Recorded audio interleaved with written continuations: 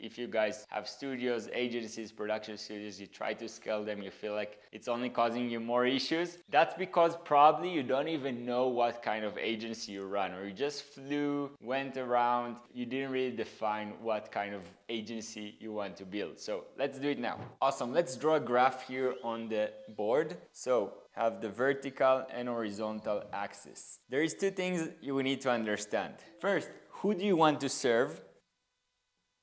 And what offer or what package model you work with. Okay?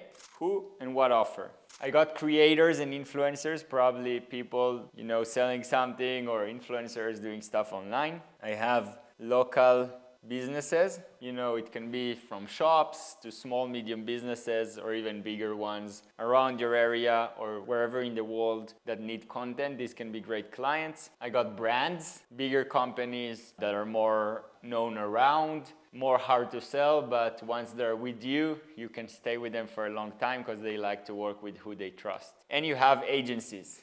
Other agencies or production studios that they have their own clients, but they need you to do the work. So they're white labeling your work and putting their name on it, but they save you all the headache of dealing with the clients yourself. This is great. This is how I scaled my agency, working with other agencies. I'll get to that.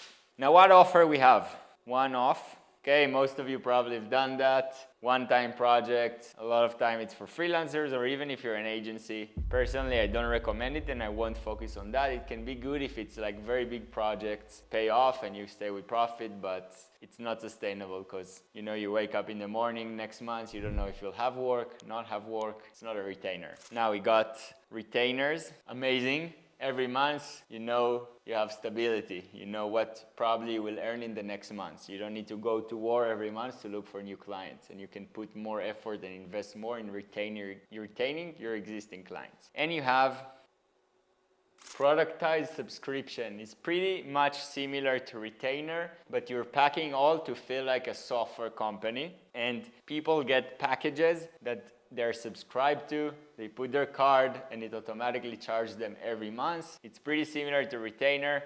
The difference is usually is that it's so productized that you sell the same thing for many different people. So not every client is a completely different thing, completely different retainer or package you have to build for him. It's like someone subscribes to your software. They get what they get in each package, and that's more scalable because you can get to many people. But it's pretty similar to retainer. Okay, you got it. Now, you need to understand where you're at.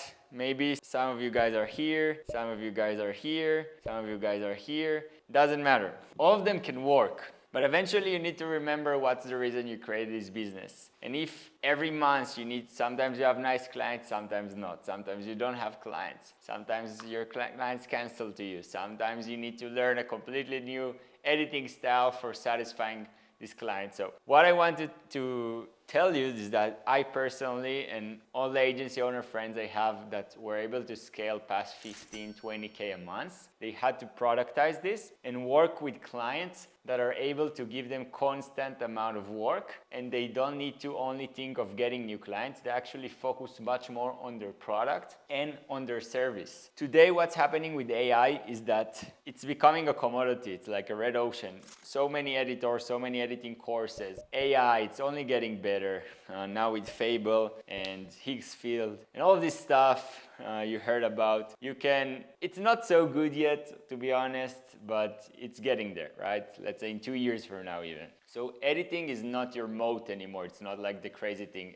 Only if you're an artist and you do really nice things, which it's amazing. But usually people hire you to do videos because they want some kind of result for themselves, for their clients. For that, you just need to understand what's their pain. Usually leads, having enough creatives for Meta AdSense to run ads or whatever their niche is, and just be able to give them really, really, really good service. We'll get to that in the next lessons, but that's why people will pay you premium. Now, for each of these, you can do different packages, right? But let's say, and this is how I scaled my agency, that I have a productized subscription and my clients are agencies. Yeah, I had some brands like Suzuki or others that were cool to work with, or local businesses or creators. But agencies are other studios. Maybe they're a production agency. They do so many videos. They have all these videographers. But in my case, I found 2 agencies.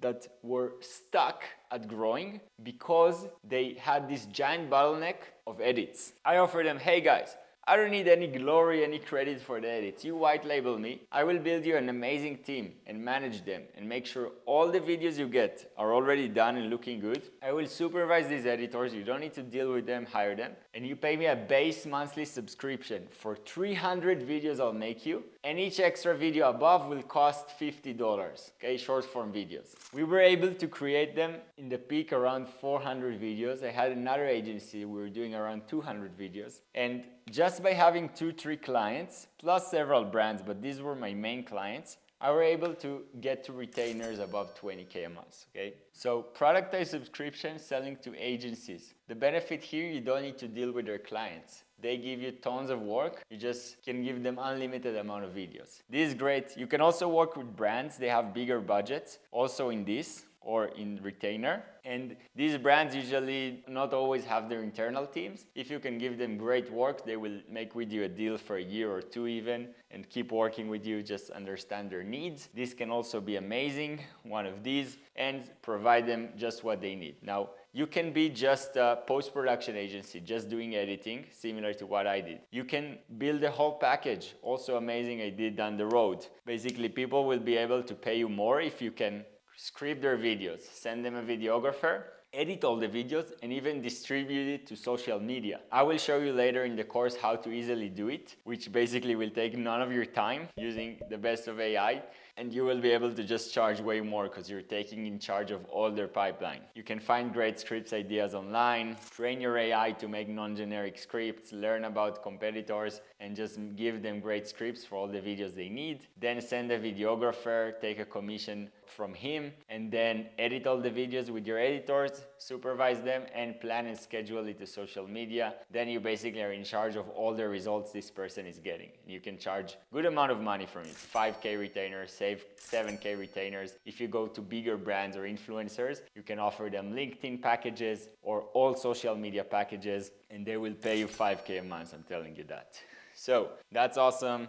You can go with like just tons amount of videos, $50 each, $25 for your editors, you get with 50% profit, or you just go with bigger packages that you have bigger margins, you need a bigger team. Each one has benefit, right? As a freelancer, you have good amount of profit, you can do passion projects, it's a bit more sexy, but it's not scalable. The only way to make it scalable is that you're a crazy artist and you charge crazy amount of money, which most of us are not, and it's fine. Or you can do the more boring thing, which is just scaling what you already have access to and also understand your niche. Let's say you do real estate videos. You don't think it's so cool to have real estate, but you already have several clients. You already did that. You have experience there. Focus on that, okay? You will find your passion by just having your business working for you and enjoying your life. So just understand your niche, the agency type, the offer you give, and that's all I talk about the business part. Now let's move to the next lessons where we dive deep into pricing, hiring, and also running this operation smoothly.